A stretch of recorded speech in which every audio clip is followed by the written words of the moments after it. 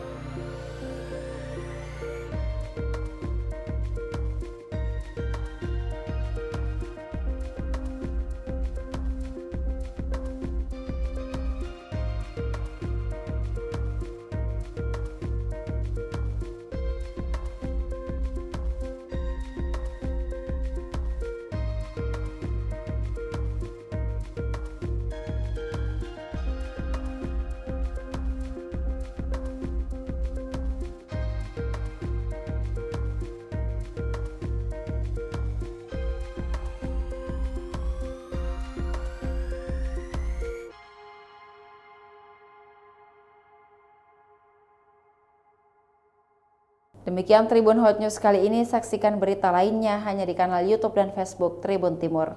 Terima kasih sudah nonton, jangan lupa like, subscribe, dan share ya!